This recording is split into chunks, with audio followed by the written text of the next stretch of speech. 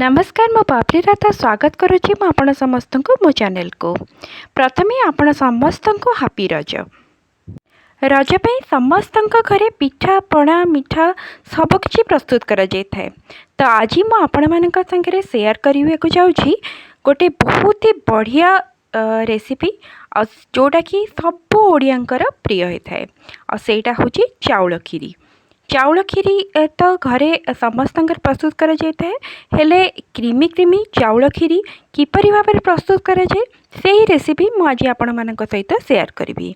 ए खीरी को प्रस्तुत करने आमे कौन से प्रकार कंडेन्स मिल्क मिल्क पाउडर अथवा खुआर यूज करवानी हेले बहुत ही क्रीमी और बहुत ही डेलीशियस खीरी आमर प्रस्तुत हम। तो से चलते आम प्रस्तुत करनवा एबे खीरी को। तो खीरी को प्रस्तुत करने मुझे गरम करी क्षीर गोटे लिटर क्षीर को गोटे बड़ डेक्ची रे आपण ताको गरम करेंगे। जो डेक्ची रे गरम करेंगे से डेक्चीटा टिके मोटालिया डेक्ची होइतिबो पतला डेक्ची हेई नथिबो। आउ डेक्ची रे ताको ऐड करि सारिबा परे आमे ताको मझिरे मझिरे घांटिबा।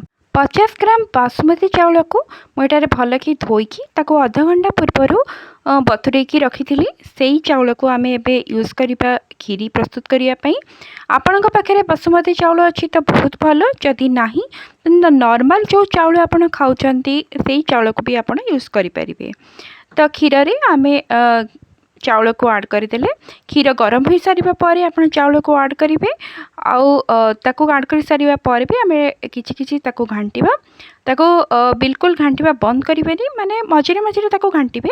तापरे आमे सेथिरे किछि लूण को ऐड करबा 1/4 चम्मच बेसी लूण ऐड करबा दरकार नहीं। बस ये लूण ऐड करने द्वारा कौन होता है कि खीरीर जो स्वादटा बहुत बढ़िया आसता है बहुत बढ़िया मीठा आसी थाए खीरी। तो मझिरे मझिरे आमे ताको घांटिकी तो साइड रे जो किछि किछि कोरुओ टाइप रो लगी जाइथिबो अथवा जहाँ भी थिबो क्रीम सेटा सेथिरे मिक्स करि नबा।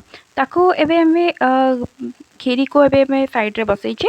आउ एबे आमे गोटे पैन रे आधा चामच घी ऐड करके सेथिरे किछि काजू को भाजी नबा। काजू जेतेले आधा आधा भाजी होई आसीबो सेथिरे आमे आउ किछि किसमिस को ऐड करी से को भी भल भाबरे भाजी नबा। तो काजू किसमिस एबे हमर भाजी होई गलानी ताको आमे पैन रो बाहर करि नबा। आउ सेई पैन रे आमे ऐड करि नबा 5 ରୁ 6 चम्मच चीनी जहाँ को कि आमे एबे कैरेमेल करिबा। एमती भाव में आप चीनी को से ऐड करदे भल भाव में स्प्रेड करके ऐड करेंगे। आउ ताको मेल्ट होगापी प्रथम छाड़ा आउ देखिए आपड़ जो मेल्ट होमती टिके टिके ताको घांटिबे। आप देखिपे चीनी कलर एबे चेंज हो गलानी सेटा कैरेमेल हो गलानी। चीनी जिते भल भाव में कैरेमेल हो तार कलर भल भाव में चेंज हो आमे किछि पानी को ऐड करवा। आउ अधा कप आप पानी से ऐड करेंगे। पानी ऐड कर सारा पर भी आम ताको कंटिन्यूअसली ये भाव में घांटी चलवा। आउ तार जो कंसिस्टेंसी अच्छी ताको आमे चेक करवा एमती ही रहिबा दरकार। तापरे आमे ताको साइड रे रखी नबा। तापरे आमे जिबा हम खीरी जो बसई थिले खीरी को चेक करवा। तो खीरी एबे आपण देखि पारुथिबे बहुत गाढ़ा ही गलानी। आउ सेथिरे जो चाउल भी अच्छी से गुड़ी को भी सीझी गलानी। चाउल सीझी जाइए हेले गोटा गोटा देखा जाउची। तो सेथिपई आमे गोटे एमती पोटैटो मैशर अथवा आपण पाखरे ये जदि नाही ताले आपण डंकी रे भी ताको एमती घांटी देबे। ताको एमती टिके टिके मैश करदेले कौन हम ना जो चाउल गुड़िक अच्छी से गुड़िक क्षीर संगे भल भाव में मिक्स हो बहुत क्रीमी क्रीमी आमर खीरीटी प्रस्तुत हम। तापरे आमे सेथिरे आउ आधा लिटर गरम क्षीर को ऐड करबा और सांगे रे स्वाद अनुसार चीनी को भी ऐड करि नबा। आउ ये सब को ऐड कर सारिबा परे आमे ताको किछि समय फुटिबा पई छाड़िबा। तापरे आमे जो कैरेमेल को प्रस्तुत करके रखिथिले ताको एबे आमे ऐड करि नबा खीरी रे। तापरे खीरी रे ऐड कर सारिबा परे आमे ताको भल भाव में घांटी नबा। आपण देखिपारुथिबे कैरेमेल ऐड कर सारिबा परे खीरीर जो कलर अच्छी बहुत बढ़िया देखा जाउची बहुत सुंदर कलर आसी जाइए। एबे आमे सेथिरे जो भाजी की रखी थिले काजू और किसमिस को ऐड करबा और फ्लेवर पई किछि गुजराती गुंड को भी ऐड करि नबा। ए सब ऐड कर सारिबा परे आमे ताको भल भाव में मिक्स करबा। आउ किछि समय ताको फुटिबा पई छाड़ी नबा माने 4 ରୁ 5 मिनिट ताको आपण फुटेइबे। आ फुटै सारिबा परे एबे हमर खीरीटी प्रस्तुत हो गलानी। एमती ही रखिबे ताको बेसी बहलिया करिवेनी।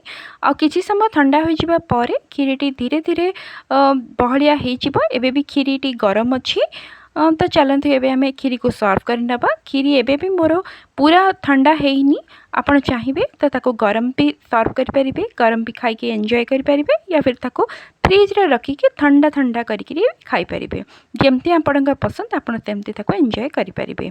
आगको रज आसूची आ बहुत सारा पर्वपर्वाणी भी एबे स्टार्ट होले आपण भी घरे यही भाव में खीरी को प्रस्तुत करंतु आपण ताको खांतु। आपण का अनुभव मो सहित निश्चय शेयर करेंगे।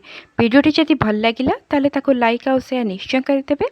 आ चैनल जदि प्रथम करी विजिट करछंती ताले सब्सक्राइब करने को बिल्कुल भी भूलिबेनी।